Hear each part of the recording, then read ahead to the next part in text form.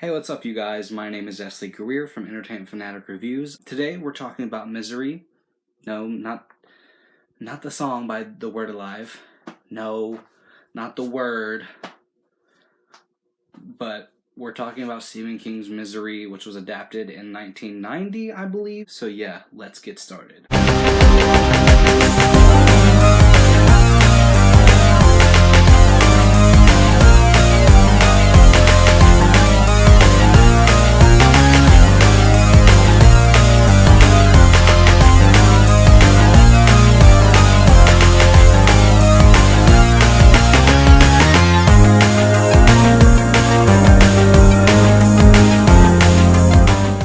Writer's block isn't the scariest thing that could happen to a writer. So I've been wanting to talk about this movie for a long time, but I didn't get to pick it up until last month or the month before, and it was like $5 at Walmart, so I'm like, I have to have it. So for plot, story, and direction, I'm going to say that Misery is a very intense thriller and is a character-based film in a way, and you follow these main two characters for most of the film, and their dynamic between one another, Annie and Paul, I forgot. Is that his name in the film?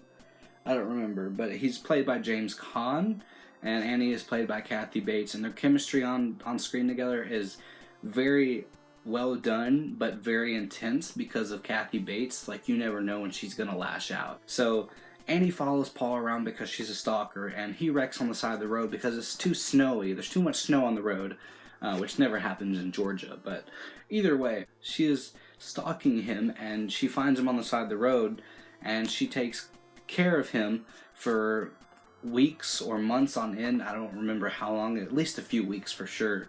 But each day that passes through this film, you never know what's going to happen next, if they're going to take it to the next step or if they're going to take it to the to the edge. And there's some beautiful cinematography in here. It's during the winter. There's a fantastic score by Mark Shaiman, I think that's how you pronounce it. I'm not sure, but it's a really great score. So for the performances and the story and the cinematography and everyone involved that took part in this film, for their effort, I'm going to give this a 4.5 out of 5. And so on to the kill score and effects. There isn't many deaths in this film because it's mostly centered around these two characters. But when, spoiler alert, Paul beats Annie to death, that is a very satisfying ending and death, but it's a very gruesome one. Like, he gets all his rage out. His rage that he's built up over this period of time really shows with her death. And it's very violent, but it's very well deserved for her character. The makeup evolution on James Caan's face,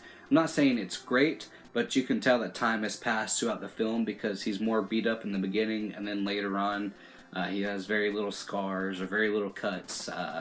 But this isn't a kill per se, but when she hits Paul's ankles with a sledgehammer, I really felt that. But I don't really want to show my girlfriend this movie, or at least I don't want to show her this scene, because that's really intense.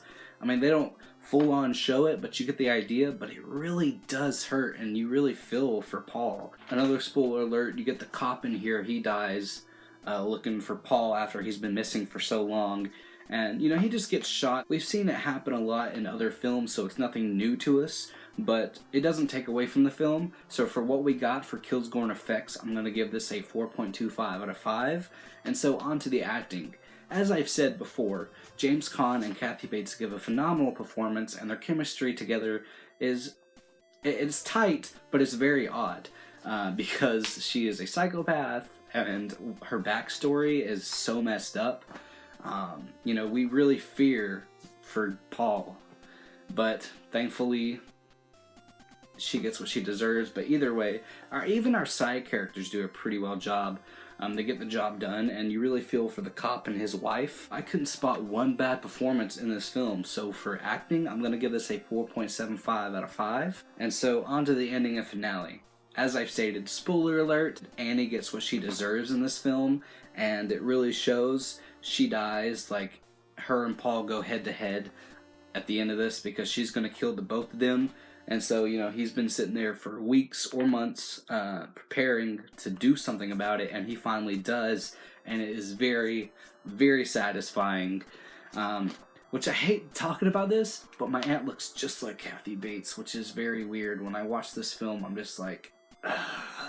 I would have left it to black after he kills Annie, but the last scene in this film takes place a year or a year and a half after the events of this film, and you get this scene where Paul is with his, I forgot who it is, but he's talking to her, talking about what happened with Annie, and he's releasing a new book, and someone comes up and says, "Are you so-and-so? I'm your biggest fan," but he thinks it's Annie, played by Kathy Bates, and he has PTSD after this, and like he just imagines her since she's holding a knife, but she's about to cut a cake, I believe, or whatever. I could have done without that scene, but it's nothing to take away from it. It's just after the awesomeness that we got like 5 minutes before, I'm just like, And so for ending a finale, as much as that I don't really care too much for the last scene, I'm going to give it a 4.5 out of 5. It is very satisfying, like I've said so many times already. And so on to the main question. Would I watch it again? Hell yeah, it's one of my favorite Stephen King adaptations, but Silver Bullet is probably my favorite Stephen King adaptation, but this is up there, like in my top 3.